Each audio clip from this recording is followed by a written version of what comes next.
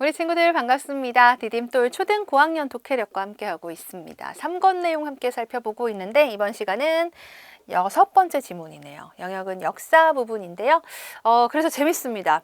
역사 재밌잖아요. 옛날 이야기잖아요. 옛날 이야기. 자, 글의 제목은 신라 왕호 변천사입니다. 신라 시대의 왕호, 왕을 부르는 이름이죠. 변천사라는 것은 어떻게 변했는지 그 과정인데요. 자, 신라는 고구려 백제에 비해 더디게 발전했다. 일단 한반도의 동남부에 있어서 지리적으로 대륙의 우수한 문물을 수입하기에 불리했다. 그래요. 그 한반도를 대충 그려보면 뭐 이렇잖아요. 대륙은 이쪽에 위치를 하고 있는데 신라는 동남쪽이에요. 그 대륙으로부터 매우 멀죠. 그래서 더디게 발전. 또한 여러 부족이 연합하여 건국한 연맹국가의 형태였고 한혈통이 왕위를 독차지하지도 못해서 건국 초기에는 왕권도 약했어요. 그래서 더디게 발전을 했다라는 것이죠. 그럼 뭐해? 결국 삼국 통일은 신라가 있는걸요. 자, 어쨌든 신라 초기에는 박씨, 석씨, 김씨가 번갈아 가면서 왕위에 올랐는데 왕호도 왕을 부르는 이름 자주 바뀌었다. 고구려와 백제가 중국처럼 왕이라는 칭호를 사용한 데 반해 신라는 나라의 최고 우두머리를 고유한 이름으로 부르기도 했다. 맞아요. 되게 독특한 이름, 재미있는 이름으로 불렀죠. 각 이름에 담긴 의미를 따라가 보면 왕호의 변천이 신라 사회의 성장 과정을 반영해주고 있음을 알 수 있다. 그래서 그것에 대해서 이제부터 알아보겠다라는 겁니다. 이렇게 그래서 설명하고자 하는 중심 화제를 먼저 첫 번째 문단에서 제시하고 있네요. 자, 그러면 왕호의 변천 보죠. 우선 거서간, 왕을 거서간이라고 불렀다는 거예요. 신령한 제사장 또는 군장이라는 뜻, 신라 시조인 박혁거세에게 붙여진 칭호이다. 박혁거세 뒤를 이은 이대 남의 왕은 차차웅이라고 불렀다. 이름이 너무 재밌죠? 차차웅. 차차웅은 무당이라는 의미인데 아마 당시 왕이 정치뿐만 아니라 종교까지 도맡았기에, 그러니까 동양이나 서양이나 막론하고 그 우두머리가 정치와 종교를 같이 아우렀던 그런 때가 늘 있었어요. 차차웅이 그런 뜻이네요. 3대 유리왕부터 4세기 중엽의 흐려왕까지 14명의 왕은 이사금, 이름이 예쁜 것 같아. 이사금은, 그죠? 이사금이라고 불렀다. 이사금이란 무언가를 깨물었을 때 치아의 자국을 뜻하는 입금, 사과 칵 깨물거나 뭘 칵 깨물면 그 입자국이 남잖아요. 그 입자국을 뜻하는 입금이라는 말에서 유래를 했대요. 왜? 지혜가 많은 사람이 입금이 많다는 속설이 있었대요. 좀 뜬금없다, 그죠? 여러분 한번 해봐요. 가족과 함께. 입금이 누가 제일 많은지. 그 사람이 이제 이사금이야, 신라. 이때는. 응? 3대 유리왕부터 4세기 중엽까지는 그 사람이 이사금이 되는 겁니다. 유리왕은 다른 왕 후보자보다 입금이 많아 왕에 올랐다는 이야기가 전해진다. 그래서 유리왕 이후로는 왕을 이사금이라고 부르는데요. 그 뜻은 연장자라는 뜻이라고 하네요. 거서관, 차차궁, 이사금까지 나와 있습니다. 지금 보면 신라 시조부터 시작해가지고 2대, 3대에서 4세기 중엽 후려왕까지 쭉 내려오고 있죠. 그러니까 시간 순서대로 소개하고 있다는 것 알 수 있죠. 보통 뭔가 이제 시대적으로 그 흐름을 살펴보는 게 이제 변천사의 내용이니까 이 글도 그렇습니다. 자, 이어서 네모랑부터 지증왕까지 6명의 왕은 마립간이라고 불렀다. 훗날 마님, 우리 마님이라는 호칭 알잖아요. 그 호칭이 마립간에서 나왔다고 전해진대요. 마립간은 대장군 혹은 최고의 우두머리를 의미하는 말이다. 마립간이라는 칭호는 그 전의 이름보다 존칭의 의미가 더 강해졌다. 이런 칭호를 썼다는 점을 보면 네모왕이 왕권 강화에 힘썼다는 사실, 그러니까 왕에게 존칭, 존경을 뜻하는 그 의미를 더 부여했다는 것은 왕을 더 존경한다는 뜻이죠. 그러니까 왕권을 더 강화하겠다. 그런 의미가 담겼다는 거죠. 실제로 신라가 중앙 집권 체제를 확립하면서 고대 국가로 나아가기 시작한 것이 바로 네모랑이 통치하던 4세기 중반이었다. 중앙 집권 체제가 이제 왕 중심으로 권력이 모인다는 뜻이잖아요. 네모랑 때에는 오로지 김씨만이 왕이 될 수 있었다. 소백산맥 일대에 있는 진한의 땅 대부분을 차지하며 네모랑은 신라가 중앙 집권 국가로 성장할 기반을 갖춘 셈이다. 자, 이제 왕으로 갑니다.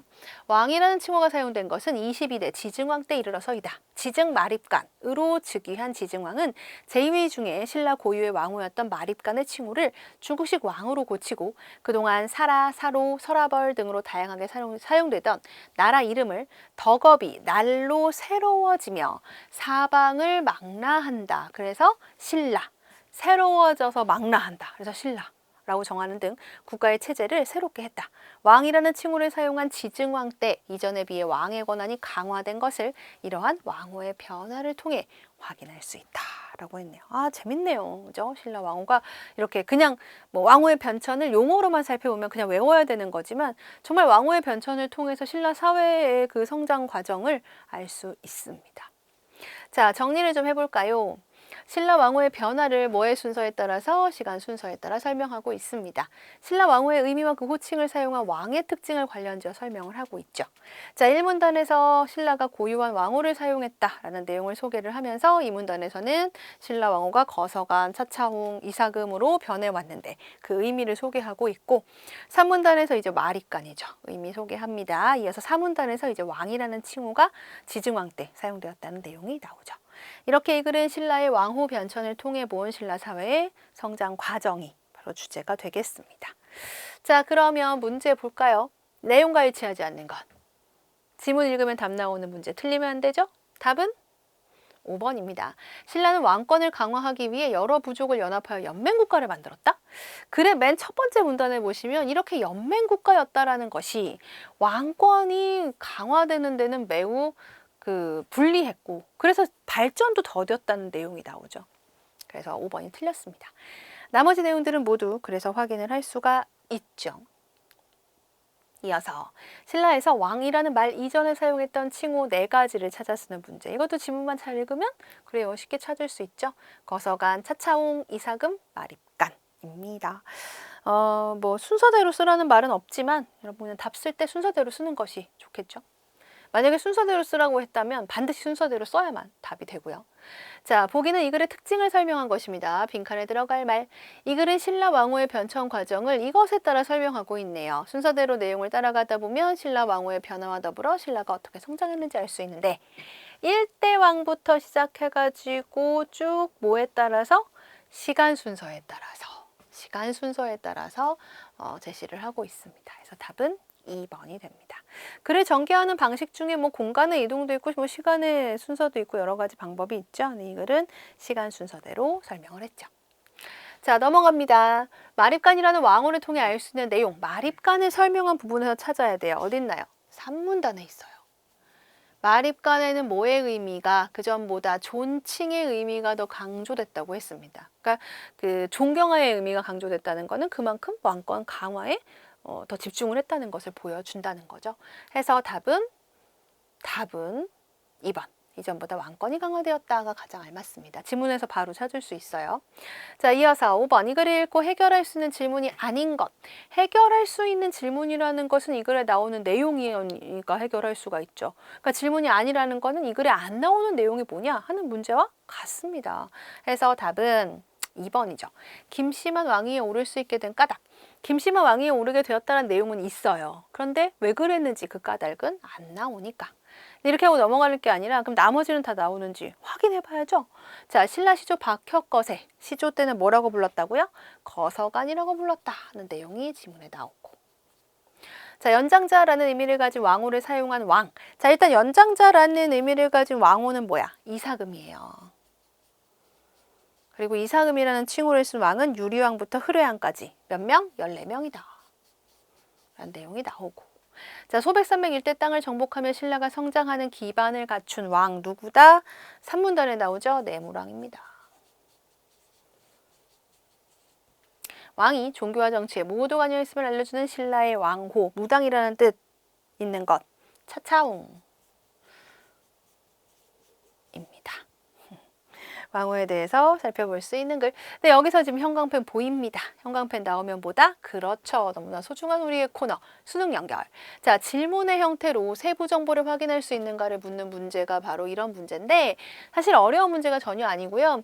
그냥 지문에 담긴 내용을 사실적으로 파악할 수 있는지를 묻는 문제예요. 그래서 지문에서 말하려는 핵심 내용을 찾아서 내용과 대응할 수 있어야 한다. 그러니까 결국 사실적 이해를 묻는 문제입니다. 이 글에 나오는 내용으로 알맞은 것은 하는 문제와 똑같은 문제라고. 근데 그거를 다만 이제 형태만 바꿔서 이렇게 말만 바꿔서 나타낼 뿐이었습니다, 여러분.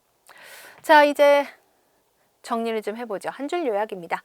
다양한 이름으로 왕을 부르던 어느 나라인가요? 신라에 대한 얘기죠. 여러 번의 변화를 거치다가 22대 지증왕에 이르러서 이 호칭을 썼네요. 바로 왕이죠.